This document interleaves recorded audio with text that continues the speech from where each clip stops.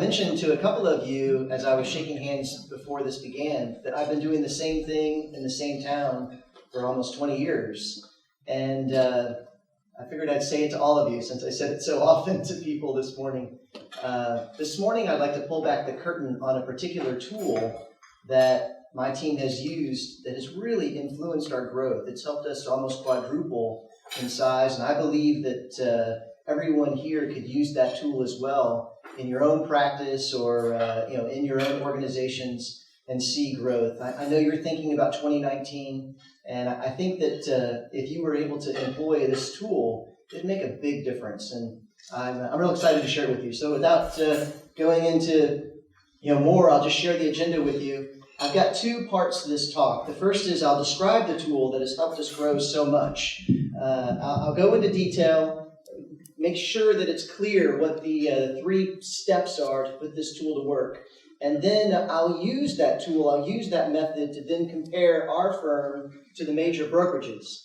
I believe that we compare great against the entire industry, but this morning I'll focus specifically on how Manske Wealth Management differs from the national firms. This rotating list of traits that you've seen on the screen while you were sitting today, this is the tool that I'd like to share with you. And I know at first glance, it looks like it's just a paperwork shuffle. Maybe it's a marketing tool, but it isn't. It's the result of a 3-step process that is not very easy. I don't think everyone in this room is going to do all 3 steps in 2019. But the few that do, I am sincerely convinced that you'll see a major difference in growth for your business. So I'll do my best to keep to the KISS principle. There's 3 steps. I'll make it easy. Why don't we just go right into the first step? It's the easiest of the 3, and it starts with just setting the time aside to do it. You want to write down every trait that you can imagine describes your industry. So think of your field and what is typical. Think of the stereotypes. You don't have to come up with page after page all by yourself. You do need to come up with page after page, but get your brainstorming going with other people. Go to trade publications, the websites and the magazines that are dedicated to your field. Talk to people. Ask them, what do you think is typical for computers? What do you think is typical for recruiting? What do you think is typical for someone who's in law? As you get that information and you establish that list, you've got the first step done, the easiest of the 3 steps. It's complete. On the left side of page after page, you have trait after trait, and it's time to go to the next step, which is a bit harder because you have to take yourself completely out of the equation. This is difficult. With the second step, you're going to look at each individual trait that you wrote down. And on the right side of the page, right next to it, you'll write down something that is very similar, but it has to be clearly better than the client's point of view. So if we all agree that $2 is better than $1, if you've got $1 on the left, on the right, you'd write $2. And when you get done with that, sleep on it and go back to the list because you're going to have to revise it. You're going to find that some of the things you wrote down, they're better from your point of view. Or some of the things you wrote down are things that you're doing right now in your business, and it probably could be picked up a notch. But after a couple weeks goes by, you'll have that second step done, where the norms are on the left, and what is clearly better is on the right, and it'll look like this. When you have that, it's time for the third step, which for my team took us almost 2 years, and that is making it real. You've got a roadmap that basically is telling you, here's how I will be better in a definitive way in comparison with my competition. If you don't have a business coach, I really encourage you to consider hiring one. Take this to her, hand it to her, and say, see everything on the right here? I want to be that. And you'll be surprised at how easy it is to stay focused with the help of that third party and become what you yourself have decided is better than average. That really is the first half of my talk. I said I'd keep it simple. That is the tool.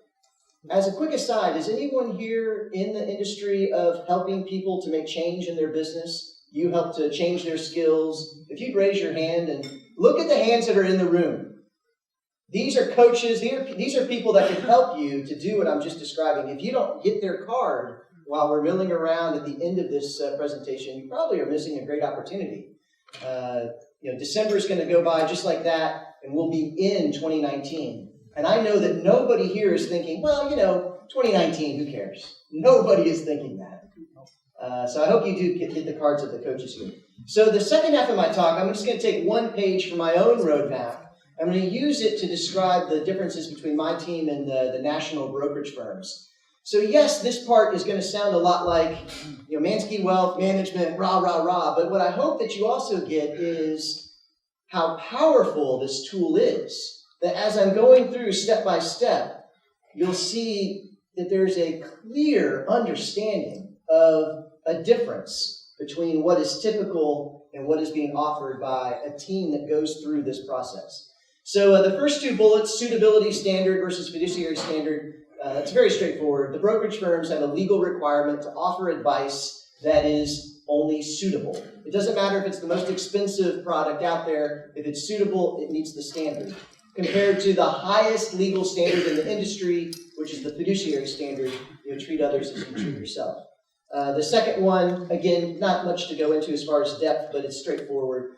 Average of 1.3% in fees. At the national level, our firm has a 1% fee, and it goes down from there.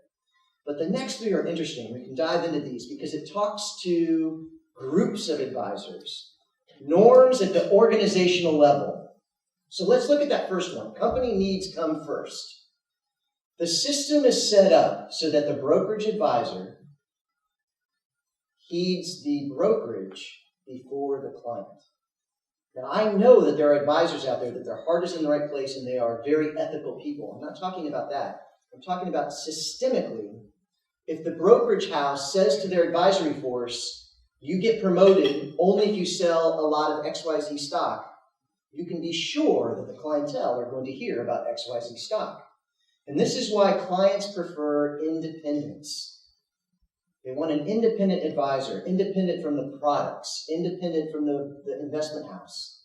There's a website called findyourindependengadvisor.com. 10 years ago, it did not exist. In 2012, my team was one of only 5 teams on the site here in the greater Houston area. So here's what it looks like today. You can see the blue dots. We've got 40 teams now in the greater Houston area. And I know that 5 to 40, it sounds great. But consider this. The Houston Business Journal says that there are almost 20,000 teams in the greater Houston area that compete with me.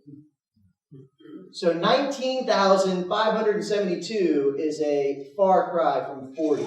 We have a long way to go on this particular subject. Oh, and also, we're the only blue dot in downtown. So think about that. The Houston Central Business District, there is one firm listed in all those skyrises. I'm really looking forward to 5 years, 10 years from now when this is a different story because it cannot stay this way. Going back to the list, we'll go to the second one. No formal commitment to regular communication. Wall Street does not define service at the organizational level. Let me say that a different way. Imagine a brokerage office, and there's 30 different advisors that work in that office. Advisor number 1, he calls his best clients every quarter. Advisor number 28, she calls all of her clients on their birthday. Advisor number 17 never calls his clients because he emails them all the time, and everything in between. When a client signs up with those papers to hire a brokerage advisor, there is nothing to indicate if they're going to get Ritz-Carlton service or if they're going to get Motel 8 service. And one of the things that is a major complaint in my industry is that people signed up with Johnny the advisor and they're getting the best service and they're so happy. And 5 years later, that advisor's practice has changed radically and now they don't ever hear from the person. They're getting a very different service. Compare that to every client every month. We reach out to every client every month. Every operational process, every administrative procedure at my team is geared around the service standard that we will be in touch on a monthly basis with every client. That is a service standard, and it's a high one. In fact, if we get done with this talk and there's time for questions, please somebody raise your hand and ask me, why doesn't Wall Street have a service commitment at the organizational level? I think you'll be surprised at the answer.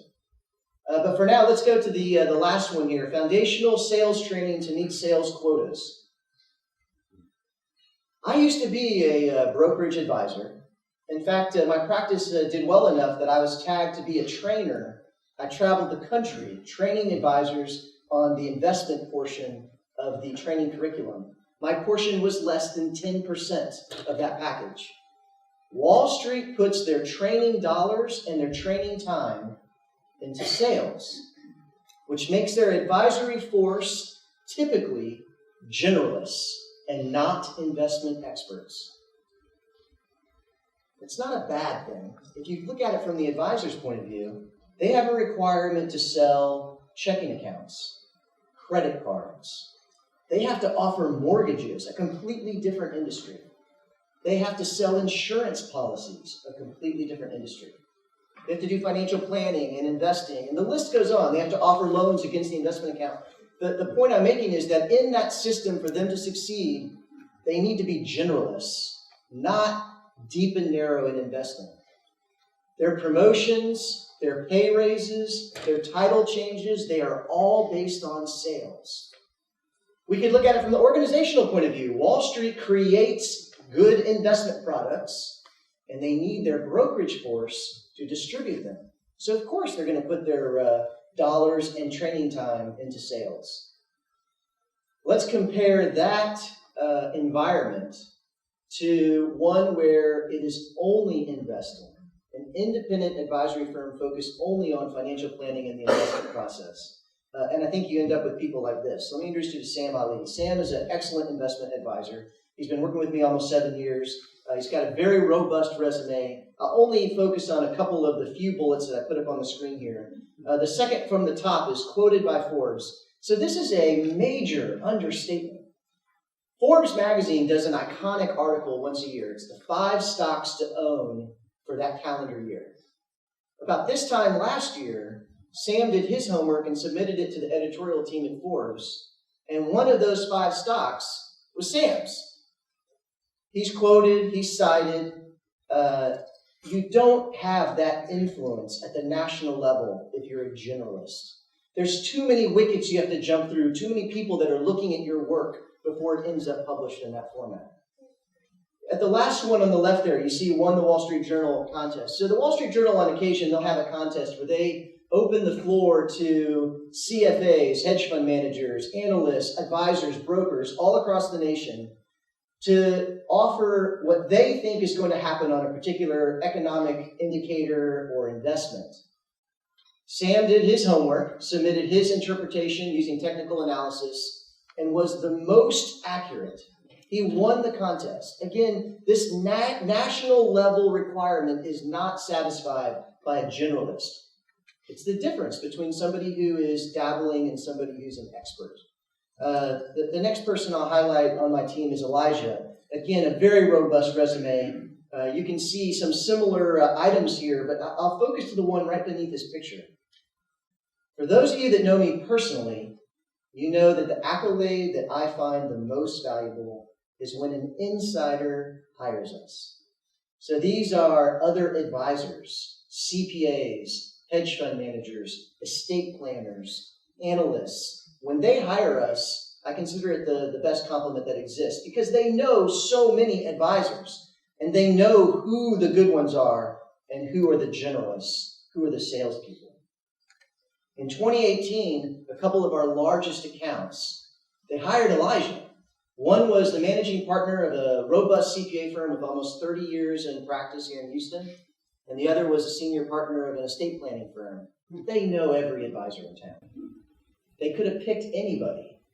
They picked Elijah. There's a reason. Zach Wellborn, you're starting to see a trend here. He is the premier resource in Houston for 401k plans and defined benefit plans. In fact, instead of going through the resume that we've put up here, I think another way to point out excellence is with influence. How many people here know Zach Wellborn? You know him, you networked with him, you were invited by him. So, I mean, that I think says enough that I can maybe speed past this. Well, I'll mention a few other people I work with. Hunter Lane, this is a board-certified financial planner. Lisa Fierro, she has a scientific background. Intelligent woman, a leader with Wall Street Women. Jordan Fandry, a powerful mathematical mind. Very different description of people than what I think you hear when you're talking to folks that are backed by the brokerage culture. So I'd like to close this morning by saying that when somebody approaches Sam and says, I saw Manske Wealth Management in the Houston Business Journal on the list of the largest investment firms in town, or somebody approaches Zach and says, yeah, I saw your company in Financial Advisor magazine on the list of the 1,000 largest investment firms in the United States. The reason that that is the case is not because of our sales quotas or because of the business development team or because of the vice president of sales who's cracking the whip and you're going to get fired if you don't meet the quota. None of that happens in an investment-focused environment. I think that the reason that's the case is at least in part because of this tool. If you add up all the traits on the right side of this page, it adds up to something very powerful. Manske Wealth Management provides an offering that is clearly better than industry norms for a fee that is clearly below industry averages. I am so proud to lead a disciplined and well-credentialed team providing sophisticated wealth management and individualized investment advice.